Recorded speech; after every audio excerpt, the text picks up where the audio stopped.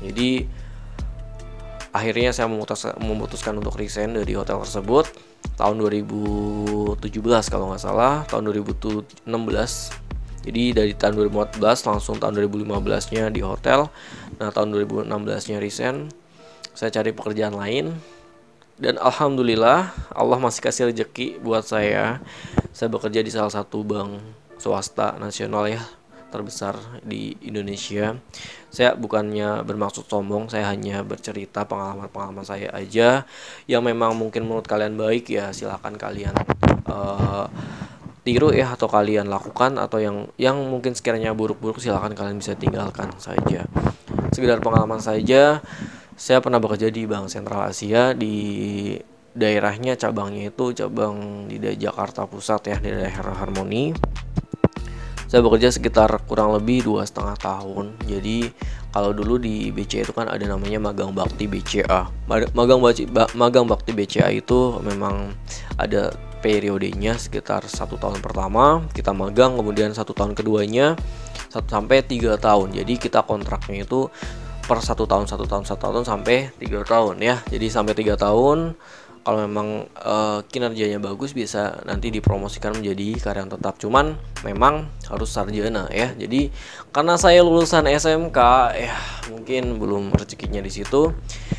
Saya masuk kalau nggak salah antara tahun 2016 ya di BCA. Tahun 2016 jabatannya alhamdulillah masih dikasih rezeki. Jabatan yang mungkin nggak saya syukuri juga, bukan intinya jabatan yang di situ yang memang menjadi idaman saya dulu.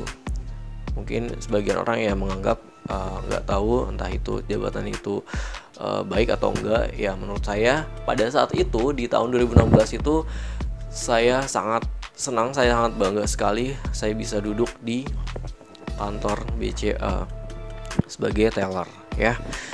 Itu menjadi kebanggaan saya sendiri kurang lebih selama 2,5 tahun ya. Di awal tahun 2019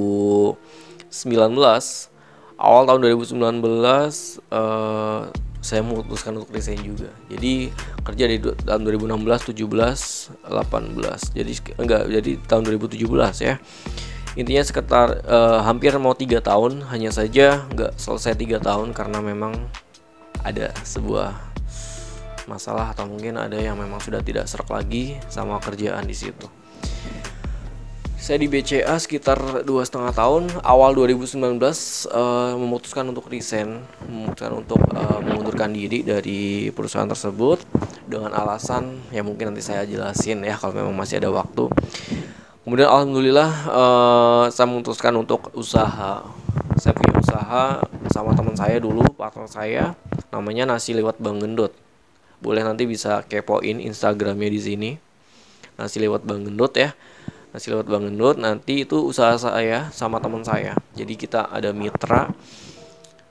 Emang idenya dari teman saya, namanya Yuda ya. Cek aja nih Instagramnya Yuda.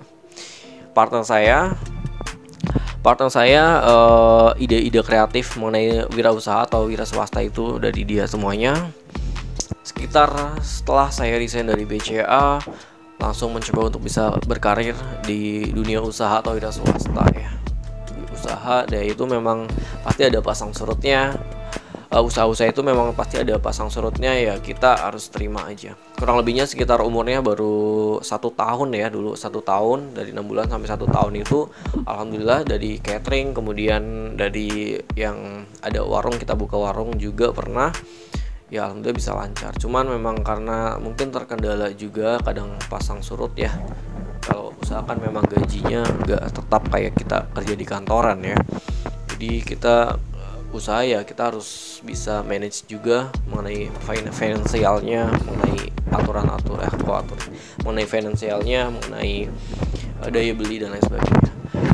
Makanya itu kemudian saya memutuskan untuk coba lagi cari pekerjaan lagi karena memang tidak bisa diandalkan sepenuhnya ya untuk penghidupan sehari-hari di usaha catering itu, karena usaha catering itu memang nggak semuanya atau nggak setiap hari ada ya, kecuali kalau memang kita sudah bisa buka warung atau buka toko atau warung makan ya, baru kita bisa fokus ke situ. Tapi mungkin karena kita masih pemula, jadi ya mau gak mau kita masih meraba-raba, masih susah untuk bisa fokus dalam dunia usaha tersebut.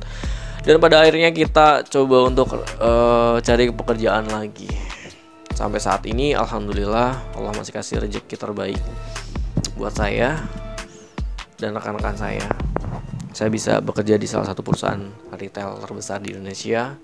Saya sangat bangga, saya sangat senang sampai saat ini masih bisa berjaya, masih bisa mendedikasikan kemampuan saya, mendedikasikan keahlian saya yang saya miliki sekarang, yang mungkin menjadi cita-cita dulu orang tua saya, menjadi cita-cita kata orang tua itu, coba bisa kerja kantoran gak sih? Kantoran kan seneng ya pakai jas, pakai dasi, kerjanya cuma di depan komputer aja, enak, ber-AC ruangannya. Persepsi orang tua itu seperti itu dulu. Jadi ketika ada orang tua yang anaknya bisa bekerja di seperti itu, suatu kebanggaan sendiri, suatu kesenangan sendiri bagi orang tua dan bagi diri saya pribadi. Dan alhamdulillah Allah masih kasih rezeki buat saya, masih kasih rezeki untuk saya bisa bekerja di sini dan bisa mewujudkan cita-cita yang orang tua saya dulu harapkan. Oke, dari situ saya sangat bangga. Oke, dari situ Allah masih sayang sama saya. Allah masih sayang. Allah masih kasih rezeki buat saya. Masih bisa dikasih kesempatan buat bernafas untuk bisa mewujudkan cita-cita atau keinginan yang orang tua saya inginkan dari dulu. Alhamdulillah sampai sekarang belum dikatakan sukses. Jadi sebenarnya porsi untuk orang itu dikatakan sukses itu berbeda-beda, tergantung dari persepsi orang itu sendiri. Sukses tidak semata-mata kita punya uang banyak. Sukses bukan semata-mata kita punya rumah, punya mobil mewah dan lain sebagainya baru dikatakan sukses. Persepsi itu sebenarnya tidak semuanya benar seperti itu. Mungkin kebanyakan orang memandang kesuksesan itu terlihat dari materi kita, kemudian dari seberapa banyak uang kita, seberapa mewah mobil kita, atau seberapa mewah rumah kita. Kesuksesan itu sebenarnya bukan dari situ. Dari saya pribadi, kesuksesan itu ketika kita bisa membuat orang tua kita tersenyum atas dedikasi, atas kemampuan yang kita miliki. Kesuksesan itu adalah ketika orang tua bisa melihat anaknya senang dalam artian itu senang karena kemampuan yang dia miliki atau kemampuan yang dia coba untuk melakukan suatu hal itu sudah tercapai, dan orang tua merasa bangga, merasa senang. Kesuksesan itu adalah ketika kita bisa melihat, kita bisa membahagiakan orang tua kita. Itulah kesuksesan yang sebenarnya. Oke, dari situ saya belum bisa dikatakan sukses, tapi dari saya pribadi saya berusaha untuk bisa membahagiakan orang tua saya, bisa membahagiakan orang tua, jangan membuat orang tua kecewa, karena orang tua adalah segalanya. Setelah Allah, orang tua adalah segalanya. Jangan pernah mengecewakan orang tua, jangan pernah mengecewakan ibu kita, ayah kita. Buat orang tua kalian yang masih ada, yang masih dikasih umur panjang sama Allah, manfaatkan waktu itu, manfaatkan peluang itu. Jangan sia-siakan. Manfaatkan masa-masa kalian masih bisa berinteraksi, masih bisa berbicara, masih bisa ngobrol sama orang tua, masih bisa ngobrol sama ayah, sama ibu. Silahkan manfaatkan sebaik mungkin. Intinya jangan pernah sekali-kali mengecewakan orang tua, karena restu orang tua adalah restu Allah. Itu salah satu kunci kesuksesan kalian. Jadi itu. Oke, dari situ saya bisa ngambil kesimpulan bahwa peluang-peluang sebenarnya itu, kesuksesan itu nggak selalu kalian bisa raih dengan mudah, namun melalui perjuangan kalian, melalui perjuangan yang berat yang memang harus kalian lakukan, yang harus kalian perbuat. Oke, jadi intinya apa? Apapun kemampuan kalian, apapun jurusan kalian yang dulu memang di SMK, entah itu jurusan otomotif, jurusan TKJ dan sebagainya, bukan menjadi patokan awal kalian. Jadi intinya yang menjadi patokan kalian adalah kemampuan kalian sendiri, skill kalian sendiri ya. Jadi entah itu kalian jurusan apa dulu SMK-nya, kemudian masuk ke dunia otomotif, mungkin seperti saya dulu di dunia otomotif, kemudian masuk di dunia perhotelan, kemudian masuk di dunia perbankan, sampai sekarang ini saya masuk di dunia retail. Itu adalah suatu rezeki sendiri, suatu kebanggaan, suatu pengalaman yang memang saya nggak bisa saya lupakan, yang memang masih saya terus kenang ya. Jadi pengalaman-pengalaman berharga itu ya harus kalian bisa jadikan sebagai pengalaman, sebagai batu loncatan juga. Yang dulu saya sebagai intinya dunia kerja itu tidak semata-mata harus sesuai dengan passion kalian, sesuai dengan jurusan kalian. Apapun nanti kerjaan yang memang kalian hadapi, mungkin itu rezeki kalian. Saya dulu jurusan otomotif di SMK, langsung masuk terjun ke pabrik, mungkin masih bisa dibilang sama di otomotif. Namun setelah di otomotif saya lari ke dunia perhotelan. Dunia perhotelan sekitar 1,5 tahun yang tadi saya bilang. Terus lari lagi ke dunia perbankan, beda lagi jauh, belajar dari nol lagi. Habis itu dunia perbankan langsung ke dunia retail, beda lagi.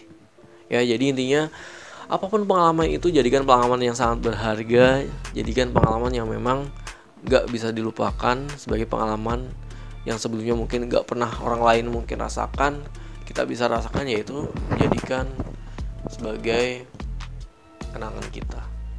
Yang baik-baik kita ambil, yang buruk-buruk kita tinggalkan. Itu yang menjadi nanti membentuk jati diri kita, membentuk pengalaman berharga kita untuk bisa lebih dewasa lagi. Pesan saya satu hal apa? Tetap semangat, jangan pernah lelah. Buat kalian yang belum mendapatkan pekerjaan, silakan apapun passion kalian, silakan coba untuk bisa dikembangkan, entah itu dalam dunia wirausaha ataupun dalam dunia pekerjaan. Yang masih dalam mencari pekerjaan, silakan terus berjuang. Oke, hal yang perlu kalian perhatikan adalah yang pertama berdoa. Satu, paling utama berdoa, ikhtiar. Kedua, ketiga tawakal, dan keempat adalah usaha. Jadi buat kalian tetap semangat, terus jangan pernah menyerah, salam sukses terus. Semoga kalian bisa lebih sukses lagi, dan terus sukses. Salam hangat dari saya. Assalamualaikum warahmatullahi wabarakatuh.